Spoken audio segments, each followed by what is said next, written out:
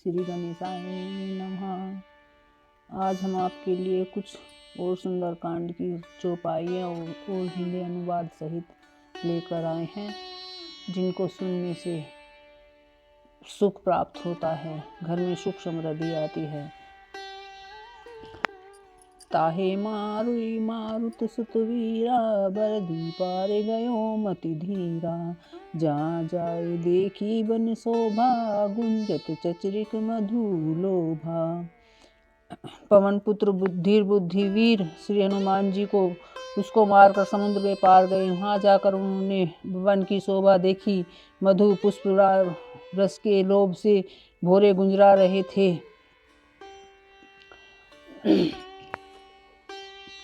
पवन पुत्र नाना तरु फल फूल सुहाए, खग मृग देखे मन भाए। शैली विशाल देखी एक आगे, ता पर धाय चढ़ाओ भवितागे। अनेकों प्रकार के वृक्ष फूल फल से शोभित पक्षी और पशुओं के समूह को देखकर तो वे मन में बहुत ही प्रसन्न हुए। सामने एक विशाल पर्वत देखकर हनुमान जी भय त्याग कर उस पर दौड़कर जा चढ़े। उमा ने कछु कपि के अधिकाई, प्रभु प्रताप जो कली की खाई। गिरी पर चढ़ी लंका तई देखी, कहीं न जाए अति दुर्ग विशेषी। शिव जी कहते हैं, उमा इसमें वानर हनुमान जी की कुछ बढ़ाई नहीं है, वह सब प्रभु प्रताप है जो काल को भी खा जाता है।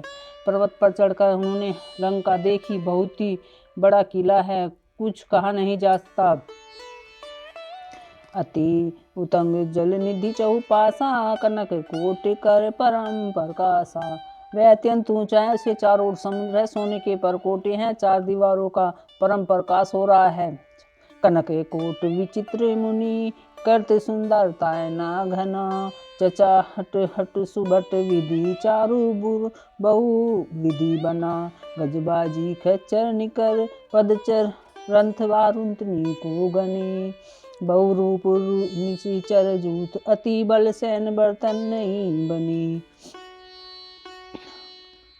विचित्र मणियों से जड़ा हुआ सोने का परकोटा है, उसके अंदर बहुत से सुंदर सुंदर घर हैं, चौराहे बाजार, सुंदर मार्ग और गलियां हैं। सुंदर नगर बहुत प्रकार से सजा हुआ, हाथी घोड़े खच्चरों के समूह तथा पैदल और रथों के समूह को कौन गिन सकता है। अनेकों रूपों को राक्षसों के दल, उनकी अत्यंत बलवंती सेना वर्णन करते नहीं बनती।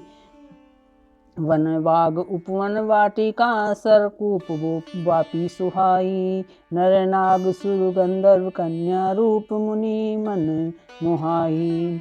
कहूँ माल सह देव विशाल शैल, समान अति बल गर्जन ही। नाना अक्रेन बिरणी बहुविधि, एक अकन दर्जनी। वन बाग उपवन बगीचे, फुलवाड़ी, तालाब, कुएं और बवालियाँ सुशोभित है। मनुष्य, नाग, देवता और गंधर्वों की कन्याएं अपने सौंदर्य से मुनियों के भी मनों को मोह लेती हैं। कहीं पर्वतों के समान विशाल शरीर वाले बड़े ही बलवान मल्ल पहलवान गरज रहे हैं। वे अनेकों अखाड़ों में बहुत प्रकार से भिड़ते हुए एक दूसरे को ललकारते हैं। करी जतन भट कोटिन विकट, तन नगर चहुदिसी रक्षणी। कहूँ महेश मानु सुख धैनु, खल निशाचर बचनी। यहीं लागी तुलसीदास इनकी कथा कछु एक कही। रघुवीर सर तीरथ सरनी, त्यागी गति पेनी सही। भयंकर शरीर वाले घोड़ों योद्धा यत्न करके सभी सावधानी से नगर की चारों दिशाओं में सब ओर से रखवाली करते हैं। कहीं दुष्ट राक्षस भैंसों, मनुष्य, गांव, गधों और बकरों को खा रहे हैं। तुलसीदास जी ने इनकी कथा इसलिए कुछ थोड़ी सी कही है कि वे निश्चय ही श्री रामचंद्र जी के वाण रूपी तीर्थ में शरीरों को त्याग कर परम गति को पावेंगे।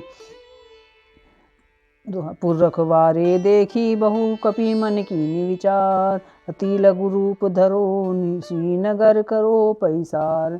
नगर के बहुसंख्यक रखवालों को देखकर हनुमान जी ने मन में विचार किया कि अत्यंत छोटा रूप धरूं और रात के समय नगर में प्रवेश करूं। अब सुनिए, हनुमान जी ने एक मच्छर का रूप धारण किया।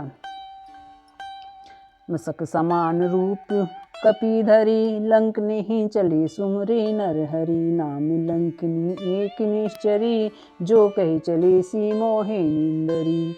हनुमान जी ने मच्छर के समान छोटा सा रूप धारण कर नर रूप से लीला करने वाले भगवान श्री रामचंद्र जी का स्मरण करके लंका को चले। लंका के द्वार पर लंकनी नामक की एक राक्षसी रहती है। वह बोली, मेरा निरादर करके बिना मुझसे पूछे कहाँ चला जा रहा है? जाने ही नहीं मरमू सट मोरा, मोर आहार जा लगी चोरा। मुठी का एक महाकपिहनी, रुधिर वमंत धरनी ठन मनी।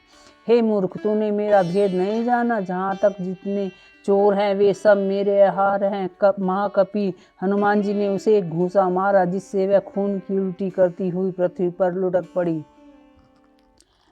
पुनि संभारी उठी सोलंका, जोरी पानी करवीन्य सशंका। जब रावणी ब्रह्मवर दीना, चलत वृक्षी कहाँ मोहे चीना। वह लंकनी फिर अपने आप को संभाल कर उठी और डर के मारे हाथ जोड़कर विनती करने लगी, क्योंकि वह जानती थी कि जब रावण को ब्रह्मा जी ने वर दिया था, वह चलते समय उन्होंने मुझे राक्षसों के विनाश की यह पहचान भी बता दी थी। इसीलिए वह घबरा गई। विकल हो सीते कपि के मारे, तब जाने सुनिश्चर संधारे। तब मोर तात मोर अति पुण्य बहुता, देखूं ने राम करे दूता। जब तू बंदर के मारने से व्याकुल हो जाए, तब तू राक्षसों का नाश हुआ जान लेना। हे तात, मेरे बड़े पुण्य हैं जो श्री रामचंद्र जी के दूत आपको नेत्रों से देख पाई हूँ। निश्चरी सब कुछ जानती थी, इसीलिए उसने हाथ जोड़ लिए।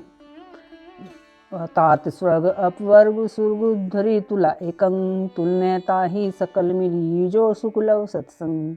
हे तात, स्वर्ग और मोक्ष के सब सुखों को तराजू के एक पलड़े में रखा जाए तो भी वे सब मिलकर दूसरे पलड़े पर रखे हुए उस सुख के बराबर नहीं हो सकते जो लव क्षण मात्र के सत्संग से होता है। परवसी नगर की जे सब काजा, हृदय राखे कौशलपुर राजा। गरल सुधारी पुकरी मिताई, गोपथ सिंधु अनल शीतलाई। अयोध्यापुरी के राजा श्री रघुनाथ जी को हृदय में रखे हुए नगर में प्रवेश करके सब काज कीजिए, उसके लिए विष अमृत हो जाएगा। शत्रु मित्रता करते हैं, समुद्र गाय के खुर के बराबर हो जाता है, अग्नि में शीतलता आ जाती है। गरुड़ सुमिरेनु समताही, राम कृपा करी चितवा जाई। अति लघु रूप धरे हनुमाना, पैठा नगर सुमरे भगवाना। और हे गरुड़ जी, सुमेर पर्वत उसके लिए रज के समान हो जाता है, जिसे श्री राम जी के एक बार कृपा करके देख लिया। तब हनुमान जी ने बहुत ही छोटा रूप धारण किया और भगवान का स्मरण करके नगर में प्रवेश किया। मंदिर मंदिर प्रतिकरी शोधा, देखूं जाते हैं अनगित जोधा। गयु दशानन मंदिर माही, अति विचित्र कही जात सुनाही। उन्होंने एक एक प्रति एक महल की खोज की, जहाँ तहाँ असंख्य योद्धा देखे। फिर वे रावण के महल में गए। वह अत्यंत विचित्र था, जिसका वर्णन नहीं हो सकता। सैन किए देखा कपि देही, मंदिर महु न देखी देही। भवन एक पुनि दीख सुहावा, हरि मंदिर तय भिन्न बनावा। हनुमान जी ने उस रावण को सैन किए देखा, परंतु महल में जानकी जी नहीं दिखाई दी। फिर एक सुंदर महल दिखाई दिया, वहाँ उसमें भगवान का एक अलग मंदिर बना हुआ था। अब सुनिए विभीषण जी के महल की प्रशंसा सुनिए। रामायुध अंकित गृह, शोभा वनी न जाए। नव तुलसी का वृंद तय, देखे हर्ष कपि राय। वह महल श्री राम जी का आयुध बाण धनुष चिन्हों से अंकित था, उसकी शोभा वर्णन नहीं किया जा सकता। वहाँ नवीन नवीन तुलसी के वृक्ष समूह को देखकर कपिराज हनुमान जी हर्षित हुए। लंका निशिचर एक निवासा, यहाँ कहाँ सज्जन करवासा। मन मनु तरक करे कपिलागा, ते ही समय विभीषण जागा। लंका तो राक्षसों के समूह का निवास है। हनुमान जी यह देखते हुए बोले, यहाँ सज्जन साधु पुरुष कहाँ निवास करते हैं। हनुमान जी में मन में इस प्रकार की तरक करने लगे। उसी समय विभीषण जी बाहर आ गए। राम राम ते ही सुमिरन कीना, हृदय हरस कपि सज्जन चीना। यही सटहटी करी पहचानी, साधु ते होए न कारज हानि। उन्होंने विभीषण जी से को राम नाम का स्मरण उच्चारण किया। हनुमान जी ने उन्हें सज्जन जाना और हृदय में हर्षित हुए। हनुमान जी ने विचार किया कि इनसे हट करके अपनी ओर से ही परिचय करूँगा, क्योंकि साधु से कार्य की हानि नहीं होती, प्रत्युष लाभ ही होता है। विप्र रूप धरि वचन सुनाए, सुनत विभीषण उठी तयाई, करी प्रणाम पूछी कुशलाई, विप्र कहूँ निज कथा बुझाई। ब्राह्मण का रूप धारण कर हनुमान जी ने उनसे वचन सुनाए, पुकारा। सुनते विभीषण जी उठकर वहाँ आए, प्रणाम करके उनसे कुशल पूछा और कहा, हे ब्राह्मण देव, अपनी कथा समझा कर कहिए कि तुम हरि दसानन में कोई, मोरे हृदय प्रीति हुई, कि तुम राम दीन अनुरागी, आहू मोहे करण बड़ भागी। क्या आप हरि भक्तों में से कोई हैं? क्योंकि आपको देखकर मेरे हृदय में अत्यंत प्रेम उमड़ रहा है। अथवा क्या आप दोनों में से प्रेम करने वाले स्वयं श्री राम जी ही हैं, जो मुझे बड़ भागी मान बनाने घर बैठे दर्शन देने आ गए हो? विभीषण जी हनुमान जी से प्रश्न करने लगे। तब हनुमंत कही सब राम कथा निज नाम, सुनत जुगल तन पुलक मन, मगन सुमरे गुण ग्राम। तब हनुमान जी ने श्री रामचंद्र जी की सारी कथा कहकर अपना नाम बताया। सुनते ही दोनों के शरीर पुलकित हो गए। श्री राम जी के समूह का स्मरण करके उनके गुणों के गुणगान सुनते हुए दोनों के मन प्रेम और आनंद में मगन हो गए। सुनो पवन सुत हरनि हमारी, जीमी दसानन महु जीव विचारी, तात कहूँ मोहि जानिय ना था, कर हरि कृपा भानु कुल ना था। विभीषण जी ने कहा, हे पवन पुत्र, मेरी रहनी सुनो। मैं यहाँ वैसे ही रहता हूँ जैसे दांतों के बीच में बेचारी जीव रहती है। मुझे अनाथ जानकर सूर्य कुल के नाथ श्री रामचंद्र जी क्या कभी मुझ पर कृपा करेंगे? हनुमान जी से ऐसे प्रश्न करने लगे विभीषण जी। तामस तनु कछु साधन नाही, प्रीति न पद सरोज मन माही, अब मोहे भाभरुष हनुमंता, बिनु हरि कृपा मिली नहीं संता। मेरा तामसी राक्षसी शरीर होने से साधन तो कुछ नहीं बनता, और मैं मन में श्री रामचंद्र जी के चरण कमलों में प्रेम भी ही है। परंतु हे हनुमान जी, मुझे विश्वास हो गया कि श्री रामचंद्र जी मुझ पर कृपा करेंगे, क्योंकि हरि की कृपा के बिना संत नहीं मिलते। जो रघुवीर अनुग्रह कीना, तो तुम मोहे दर्शो हटि दीना, सुनु विभीषण प्रभु की रीति, करी सदा सेवक पर प्रीति। जब रघुवीर जी ने कृपा की है, तभी तो आपने मुझसे हट करके अपनी ओर से दर्शन दिए। हनुमान जी ने कहा, हे विभीषण जी, सुनिए, प्रभु की यही रीति है कि वे सेवक पर सदा अपना प्रेम और कृपा बरसाए रखते हैं। कहूँ कवन में परम कुलीना, कपि चंचल सभी विधिहीना, प्राप्त लीन जो नाम हमारा, तेहि दिन ताहे न मिले आहारा। भला कहिए, मैं बड़ा ही कुलीन हूँ, जाति का भी चंचल वानर हूँ, सब प्रकार से नीच हूँ। प्राप्त काल जो हम लोगों का बंदरों का नाम ले ले तो उसे दिन में भोजन भी नहीं मिलता। हनुमान जी ने अपनी बात कहते हुए विभीषण को समझाया। असमय अधम सखा सुनु मोह पर रघुवीर, कीनी कृपा सुमरे गुण भरे विलोचन नीर। हे सखा सुनिए, मैं ऐसा अधम हूँ, पर श्री रामचंद्र जी ने मुझ पर भी कृपा की है। भगवान के गुणों का स्मरण करके हनुमान जी दोनों नेत्रों में आंसू का जल भर आया। जानत हूँ अस्वामी विसारी, फिरीत कहे न होए दुखारी, यही विधि कहत राम गुण ग्रामा, पावा अनिवार्य विश्रामा।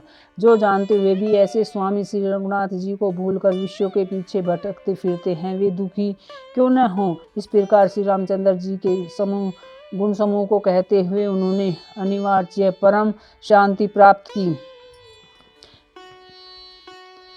अब विभीषण जी जानकी जी का माता सीता का पता बताते हुए कि माता सीता किस प्रकार अशोक वाटिका में रहती हैं। पुनि सब कथा विभीषण कही, जेहि विधि जनक सुता तै रही। तब हनुमंत कहा, सुनो भ्राता, देखी चहु जानकी माथा। फिर विभीषण जी ने श्री जानकी जी जिस प्रकार वहाँ लंका में रहते हैं वह सब कथा कही। तब हनुमान जी ने कहा, हे भाई सुनो, मैं जानकी जी माता को देखना चाहता हूँ। जुगति विभीषण सकल सुनाई, चले पवन सुत विदा कराई, करी सोए रूप गयो पुनि तन्हावा बन असूक सीता रह जावा। विभीषण जी ने माता के दर्शन की सब युक्ति उपाय कह सुनाए। तब हनुमान जी विदा लेकर चले। फिर वहीं पहले का मसक्त सरीखा रूप धारण कर वहाँ गए जहाँ अशोक वाटिका वन में जिस भाग में सीता जी रहती थी। वहाँ उनके दर्शन के लिए हनुमान जी प्रणाम करके चले। देखी मनि मन कीन प्रणामा बैठे भी तीन जात निस जामा कृष तनु शीस जटा एक बेनी यद्यपि हृदय रघुपति गुण श्रेणी। सीता जी को देखकर हनुमान जी ने उन्हें मन में ही प्रणाम किया, क्योंकि वे सामने तो नहीं जा सकते थे, सीता जी डर जाती। उन्हें बैठे बैठे रात्रि के चारों पहर बीत गई। सीता जी वहाँ पर बैठी हुई थी। बैठे बैठे ही चारों पहर बीत जाते हैं। शरीर दुर्बल हो गया। सिर पर जटाओं की एक बेनी लट जो बाल इकट्ठे हो गए थे। हृदय में श्री रघुनाथ जी ने के समूह को का जाप करते हुए स्मरण करती रहती है। हृदय में अपने मन ही मन में निज पद नैन दिए मन राम पद कमल लीन परम दुखी बा पवन सुत देखी जानकी दीन। श्री जानकी जी के नेत्रों को अपने चरणों में लगाए हुए नीचे की ओर देख रही है और मन में श्री राम जी के चरण कमलों में लीन है। जानकी जी की दीन दुखी देखकर पवन पुत्र हनुमान जी बहुत ही दुखी हुए। तरु पलव महुरा लुकाई करी विचार करो का भाई तय अवसर रामन तय आवा संग नारी बहु किए बनावा। हनुमान जी वृक्ष के पत्तों में छिपे रहे और विचार करने लगे, हे भाई क्या करूं, इनका दुख कैसे दूर करूं। उसी समय बहुत सी स्त्रियों के साथ रावण वहां सज धज कर आ जाता है।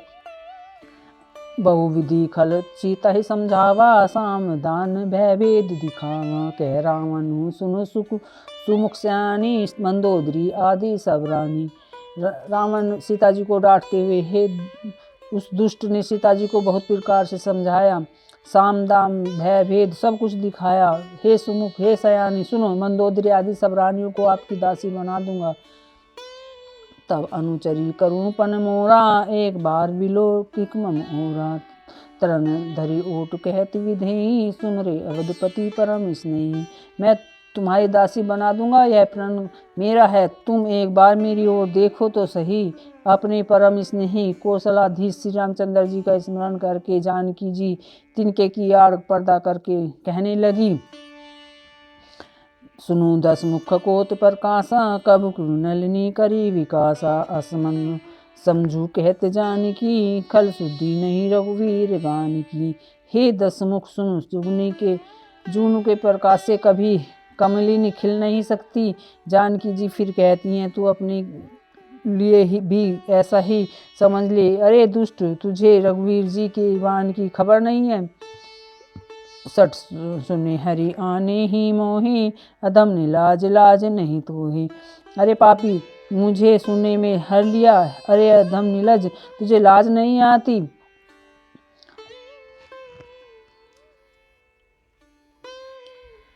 अब सीता जी रावण को नीलज और अधर्म और नीलज्जा पता नहीं बहुत कुछ कहते हुए और राम की बढ़ाई करते हुए सीता जी को रावण को बहुत कुछ कहती हैं।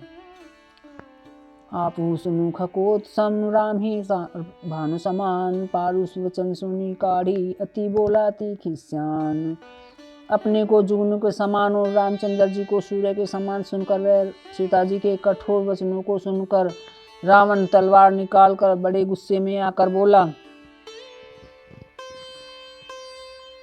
सीता में कर्प कृत अपमाना कठिन तब सिर कठिन कर पाना। नाही ते संपत्ति मानो अंबानी सुमुख होती न जीवन हानि। सीता तूने मेरा अपमान किया है, मैं तेरा सिर इस कठोर कृपान से काट डालूंगा। नहीं तो अब भी जल्दी मेरी बात मान ले हे सुमुखी, नहीं तो जीवन से हाथ धोना पड़ेगा। श्याम सरोज दाम सम सुंदर भुज प्रभु भुज करी कर सम दस खंडर। सो भुज कंठ की तब असी घोरा सुनु संट अस प्राण पन मोरा। सीता जी ने कहा, हे दस ग्रीव प्रभु के भुजा जो श्याम कमल की माला के समान सुंदर और हाथी के सूंड के समान है। या तो वह भुजा ही मेरे कंठ में पड़ेंगी या तेरी भयानक तलवार ही।